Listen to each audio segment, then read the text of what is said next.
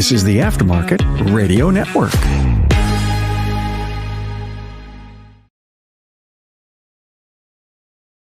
Welcome to another episode of Speak Up Effective Communication, the show on the Aftermarket Radio Network, focusing our attention back on our communication and leadership skills, all in this time of AI and technological advances. Hey, this is time to focus on communication. And in our episode today, we are going to talk about a great mode of communication, email. Email, seriously? Yes. I am going to make a case for specifically employee emails and why we should be doing them more often. Let's go into this. Now, I know email is a love and hate thing. For me, it's a very strong mix of both. In fact, right now, I am preparing to go on a camping trip with my wife. We're going to be for at least 3 days completely out of touch. Cell phone, email, none of it. And I'm looking forward to it. And it's the type of thing like emails, it conjures up a lot of opinions, a lot of feelings. And I'll tell you this, a lot of days I go to my inbox and that's where my brain just dies. Yeah, while yes, email in general has many problems, there are still professionals who are more responsive to emails than even texts or phone calls. I'm one of them. During the day, a lot of times it's easier to reach me by a direct email because that's where a lot of my attention and correspondence is focused, and I'm not alone. We're going to talk about things in some other terms, in terms of the impressions that emails can make, the address itself, and of course the material, but the practicality of having an email that you can manage for your team and how some of the interactions can look as best practices. So we'll just lay out a few ideas, then we'll discuss some of the best practices for team ownership, and we'll make sure that you can do some emails without dropping balls. That's the key here today. And today's word of the day is eloquent. We'll define that word after a word from our sponsors who make this show possible. Looking to take your shop to the next level of quality service, team culture, and overall profitability? At the Institute, we provide personalized coaching that aligns with your goals of financial stability, excellent customer service, and employee satisfaction. Our priority is helping you establish significant and sustainable progress. We work with you to create strategies that reduce the stress of running your business, improve your quality and performance, and optimize your profitability. Experience the benefits of professional coaching by visiting wearetheinstitute.com/business-assessment. Hey friends, as you know, I'm a proud member of the AutoFlow team, and let me tell you, we've changed how business is done for auto shops everywhere. We support your client experience before, during, and after the work is done. Imagine this. Timely updates sent directly to your clients, branded digital vehicle inspections, and seamless communication from start to finish. That's why shops love AutoFlow. And hey, with those 5-star reviews rolling in, you'll wonder how you ever managed without us. Take an important next step and take your auto shop to the next level. Visit www.autoflow.com. Get on board with an AutoFlow trial. Are you ready to meet your perfect auto repair shop management software partner? Well, say farewell to the days of transactional relationships and hello to a true partnership that elevates your business. The #1 all-in-one solution is AutoLeap. You're not just getting software, you're gaining a dedicated ally committed to your success. AutoLeap will help you sell more, save time, and delight your customers at every turn. From scheduling appointments to creating estimates, generating invoices, managing technicians, and seamlessly syncing with QuickBooks to keep your records updated. Experience the difference a true partnership makes. Visit AutoLeap.com and book a demo today. AutoLeap, your trusted partner for success. Want to see your auto repair shop thrive? Are you looking to drive more customers to your auto repair shop? Let ShopDog Marketing be your guide. Our customer-first approach, combined with AI-driven creative content, ensures top rankings. Dominate mobile first and voice search with our specialized expertise. Reach out to ShopDog Marketing today and start growing your business. Don't miss out on this chance to boost your business. Visit shopdogmarketing.com. Inbound has exclusively served independent auto repair shops with expert communication solutions for years. Our robust VoIP platform ensures you stay connected while our industry-leading AI analytics take your business to the next level. We provide the tools you need to understand your customers and optimize every interaction. Choose Inbound for proven expertise and unmatched innovation. Visit callinbound.com and discover the difference we can make. Okay, we're back.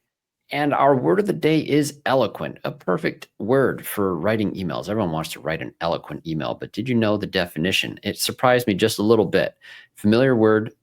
The definition, I think, is where it's really cool. It's an adjective, and eloquent means to be marked by forceful and fluent expression, or vividly or movingly expressive or revealing. So the cool thing about that is like forceful and fluent or movingly expressive. There's a lot of action that comes from eloquent things. So cool word. I thought it was cool, and it is the actual word of the day from Webster. I just wasn't feeling very creative on the word of the day. That one landed right in front of me. What a good one. All right. So we're talking about emails. All right.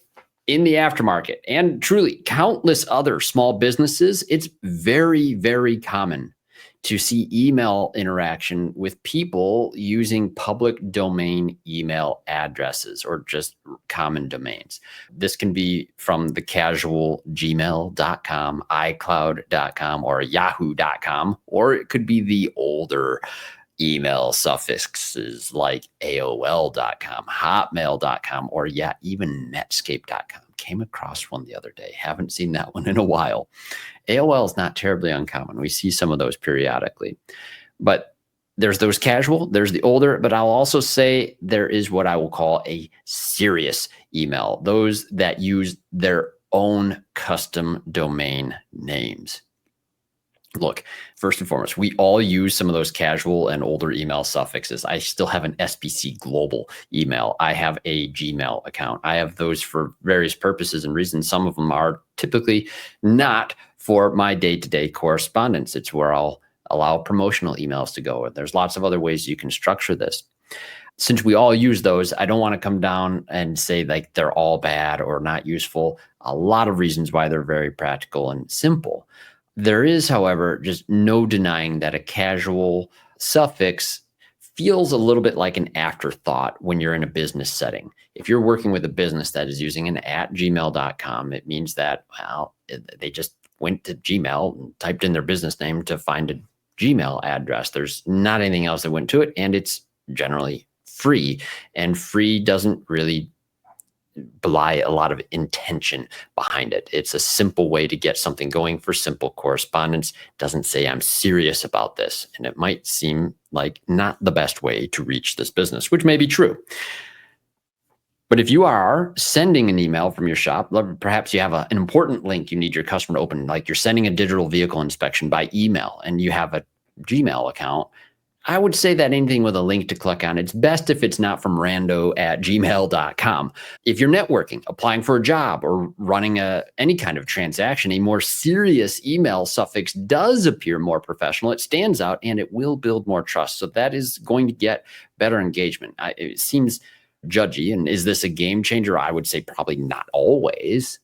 But like any other feature of business, your email suffix can be a factor in how you are being perceived, and perceptions matter. Communication goes far beyond the words that we use.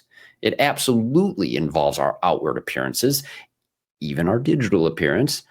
And with most every inbox that you send an email to, before every subject is the address the email is from. It is a profound first impression in some cases. So just be aware of that. If that's the first interaction with people, think about it from that point of view. And on the older suffixes, look, it's commonly joked about, but there are strong assumptions that if you have an AOL email address today in 2025, you most likely no longer care that you've got mail. And you probably won't check it either. Is it fair assumption? No, maybe not, but I can speak from experience on this. If you are working with a client using older emails like an AOL email and you must email them, I'm a big fan of calling those individuals to let them know to check their email in most cases, right? Now, look, if you're offended by this and you use an AOL email address, go ahead and send an email to speakup@craigoneil.net and be sure to leave me your number. I'm joking again, but no, in all seriousness, if we are engaging by email, it is almost always for a transaction or some form of in some form of a professional capacity. It is far less likely that we're emailing for personal correspondence anymore. And some of those older emails, that was the primary mechanism that they served. It was a social element, and businesses began to pick up and start using these things, of course. And there was that era. We're out of that era. We're in a new era now. So this will lead me to a best practice that I've been encouraging for really the better part of a decade now in my work in software, especially. And this best practice is this: for all auto repair shops, create a standardized company emails for every employee. Create standardized company emails for every employee. And hey, the reason this came to mind isn't just because I'm going on a camping trip and had emails and how glorious it'll be not receiving them. I actually came across a shop that I was working with this morning where I'm looking at the list of users in the system that we're working in, and every employee in the shop had their user in the system already, and they all had an email address from that organization. Folks, this is extraordinarily rare for me to come across in the aftermarket. I do run across more shops today than I used to that will have business email addresses for the service advisors or communication specialists in the shop. I rarely will see an email address for our service specialists in the bays. Typically, service specialists or technicians are using generic emails, their own personal email. And look, when you're looking at a user list in an application, I'm going to tell you, a lot of times you'll come across some truly inappropriate, can't repeat it email addresses. And I find it bizarre that an individual would use that in a professional setting at all. But allowing employees to use their own emails has some other issues. Now, follow me on this. This goes beyond the appearance that anyone corresponding in the business is going to have as they represent you, which isn't hard to imagine why that could be a ramification. But staff that need to correspond with a vendor or a partner by email are best to do so with an email that proves their employment, like an @yourshopname.com email. Why? Think about it. If you have individuals with their own emails, personal emails, functioning as established employees, do your vendors or partners know when those individuals are no longer employees? It'd be a pretty silly thing for an employee to go and correspond by email and do something that's illegal or wrong or embarrassing, as there's an obvious digital trail of who a culprit was in that case. But there are some unscrupulous shops out there that have terrible stories of fraud that have occurred right under the owner's nose. And this is just one of those areas that could be problematic. So beg you to think about that. And look, in our increasingly technological field, this has ramifications on a wide variety of partnerships, tool access, and other security credentials. The sheer volume of applications and software platforms that you need to manage logins for can be managed much easier if you know automatically the email that individuals are granted access with. And this is a very practical thing for me, because when I'm working with people, they typically have to administer users in some form with an email or a cell number, which is almost always a personal number. I don't know many businesses providing phone numbers to their employees, not in the shop. It's rare that a file is ever even on hand properly cataloging all of the employee emails. So a recent example of this was there was an organization I was working with that had decent human resource records, and the owner used those to start logins. Hey, that's a leg up on some of them. I've seen shop owners, and myself included, where we have to go and ask the individuals on my team to give that information. This is how it is in a lot of shops. But when the email verification step in the program became necessary to deal with for this organization, it was revealed that many of the people on that list that he used no longer had access to the personal emails that they had once upon a time provided to that organization. And this is exactly what happens with those types of emails. So in all businesses, look, there's a need to communicate with our employees across the board. A lot of times a smaller team, you can accomplish this in a group text. While that can suffice for some shops, larger organizations cannot send mass text out to employees like that. They can, however, email employees to addresses that the organization provides.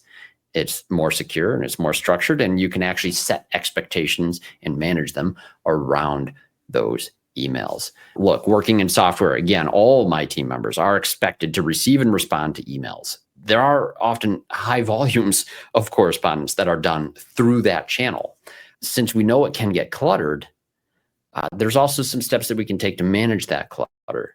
But personal emails are cluttered in a way we cannot help people manage. That is their personal email. We'll never see it. We don't have access to it. And not that businesses have access or can see individual employee emails either, but you can definitely set some more expectations that around that. We don't expect employees will be using their business email to use as their shopping email or for other promotional things on websites that they visit.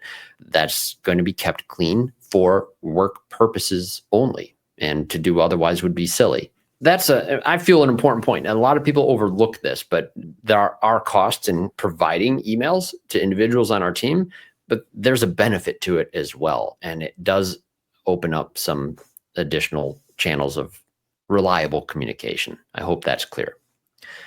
The last thing I want to consider is how our teams are actually managing inbound emails to a generic email for the shop. For example, a lot of shops are taking advantage now of using a service@yourshop.com type email. When you have a service email like that, there's something I see happen, and we used to do this as well. And I saw it recently. When I was visiting a shop, they had an older computer that was plugged in and running with one purpose. It was so that they could receive and check inbound emails and reply to them. And they had this whole computer was dedicated to this purpose because it was using the email application Thunderbird, and it had the email automatically logged in. No one could access an administration portion of the program to see what the password was, and no one had access to the actual email administration on any other thing. It's very strange to see a computer have to be on for an email, but it was the only machine with anything that was automatically logged in. The owner had sold the business, was no longer in the picture, and when they did reach out to them, he also no longer remembered any email passwords. That was the end of the story with that one. Fortunately, with new ownership, a new email is on the way for that team, and they'll likely have their own staff emails as well as some other things. That's what I learned when I probed on this. Thing is, I struggled with this too. In the late 90s, I was doing a terrible job with emails. Lots of businesses were. It was the total mechanism that we ever had people reaching out to us on. And it all being changed, and different hands were in it sometimes. Then baseline expectations were set. You know the feeling. You get a phone call. Someone says something like, "I emailed you 2 weeks ago and I never got a response." It was a terrible phone call to receive. And look, this is no longer an option today. We're in a day where AI, people are all giddy over these AI assistants now that will answer questions after hours. Missing an email, it's a moment that matters, right? They took the time to reach out to you. They weren't expecting probably an immediate response. Email doesn't have that same expectation that text messages or phone calls have, but they do expect a response. And when one doesn't go, that's not good. The problem at the root of both those scenarios really is that when a bunch of people are owning one email, you've heard it said, if everyone owns it, no one owns it. This creates a real mess. So I'm going to lay out a best practice here that I think is very simple to follow. And it is this. Number one, create emails for all of your team members in your own domain. Number two is create a workspace, like, for example, in Google. Using that is fine. And then create a group email. A group email is different than a user. The users can be members of a group, and that group email is what you will see. An example of this for us at AutoFlow, sales@autoflow.com. If you send an email there, that email is seen by everyone who's a member of that particular group. And in this particular case, I would be one of those members. So number four, though, is to make a standard policy for response to that group, to the group. For us at sales@autoflow.com, the email gets replied to primarily by Chan. If he's off, it'll be another individual like Mikey. And Typically, though, Chan will make a reply to both the sender and the group so that the group is entirely alerted to the fact that this was actually replied to. And sometimes instead of making a reply to both the individual and the group, Chan will just do something like say, I got this, and we trust him to get it. And then he deals individually with the individual who reached out. But that is the sequence that should look like. It's a group, not a specific email address that a whole bunch of people access. Each person can see what happens in the group from their own email, which they are expected to maintain. It's a much easier process when it is like that, and you don't have to worry about individuals changing the password to a group. They each are responsible and accountable to their own email and their own password, and there is no excuse for not being able to access it. Typically, it involves having only a personal email used for recovery efforts, for example, but even that shouldn't be necessary. All right. So those steps might seem challenging to some of you because, well, we mentioned things like domain names and groups and workspaces. Look, there's a lot of different ways to do this. For myself, I purchased my domain years ago from I Want My Name is the name of the domain site. There's lots of different sites where you can purchase a domain name, GoDaddy, all these sort of things. Your web developers probably have some advice for you on this, or you probably already own a domain thanks to your web developer purchasing it or buying one on your behalf. They may even offer some email management solutions where you simply need to reach out to them and ask them to add some additional emails for you. So if that's the way you want to manage it, that's fine. I'm just telling you, you can manage it just fine on your own. For myself, after I got my domain, I started a Google workspace, and the domain, by the way, just costs $20 a year. For most of you, your shop names that aren't common names, it's not an expense by any standard. $20 a year, it's practically free, right? Now, the users in a workspace, for example, with Google right now, it's just a little over $14, and I think that's due to go up very soon here in July, usually $1 at a time or so with Google. But again, not serious money when you're talking at a monthly thing of $14 per person. Yeah, it adds up the larger your team, but it's not serious money. For an organization, it's a small cost, and it ought to be recognized simply as a cost of doing business. Now, I'll say this, like any workspace also comes with other things too, like work calendars. Google Calendars, a great piece. Internal chat features. You don't need to go doing separate subscriptions to Slack or other things, but these workspaces can be quite comprehensive. There's all sorts of types. People get involved with Microsoft and use Outlook or some of those other things. There's Apple users. You can use iCloud. I am not focused on iCloud because, well, you guys know, I think by this point, I'm not a huge fan of Apple. I try not to throw them money. I'm not saying Google's any better than Apple or Microsoft or anything, but Google, I would say it isn't much better, but it is the devil, I know. So use whichever one you want. But I think that either way, when you start doing things in that fashion, you're going to open up a lot of tools for your organization, and you're going to no longer have an issue with emails not being paid attention to. You're going to have an easy way, a guaranteed channel of communication for your team. Email, seriously, can help. So I hope this is helpful for you. And if you do have something to add, something you're curious about, something you'd like to talk about, do email me here at speakup@craigoneil.net. That's O'Neill with 2 L's. speakup@craigoneil.net. I would love to hear from you on this. If you have some advice that you'd like to share that I can forward for our audience in a future episode, I'd be happy to hear it. I know there's so many options in this area. Some of you might even have strong opinions about email going by the wayside. Other large organizations don't even allow email support sometimes anymore. Gosh, I'll tell you this, one more thing, folks. I was on an airplane flying out of country for a little bit, and I realized while I was in the flight that I didn't remember to get my cell phone plan updated to allow for roaming out of country. And I was a little concerned about not being able to contact my family. On an airplane with Wi-Fi, I figured, all right, sweet. I'll go to the website for Verizon and I'll get my account updated. And what did they want to do as soon as I start trying to use chat support or anything to improve my account? They needed to validate that I'm the person logging in. How do they validate? They want to send me a text message. That text message I tried to do through the airplane, even though I can text family through iMessages, those short code messages could not make it to me to validate my account and log in. So there I was texting my wife, asking her to log into the account and make sure that I would be able to hit the ground and have cell phone coverage, all because Verizon couldn't email.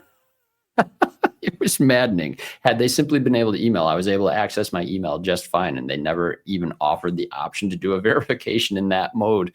Hey, fun problems, but that's the world out there. Anyways, we appreciate hearing from you guys, so please do email me. I appreciate you guys listening to the other shows on the Aftermarket Radio Network. We have some amazing hosts and amazing productions. Remarkable Results Radio with Carm Capriato, Diagnosing the Aftermarket A through Z with Matt Fonslow, Business by the Numbers with Hunt Demarest, the Auto Repair Marketing Podcast with Brian and Kim Walker, and the Weekly Blitz with Coach Chris Cotton.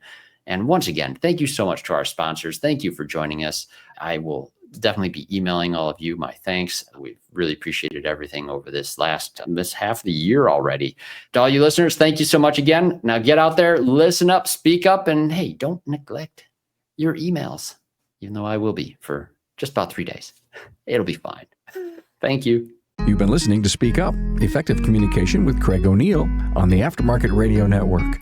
Follow Craig on your favorite podcast listening app and on his YouTube channel. Let him know what you'd like him to speak up about. Craig is all for advancing the automotive service aftermarket.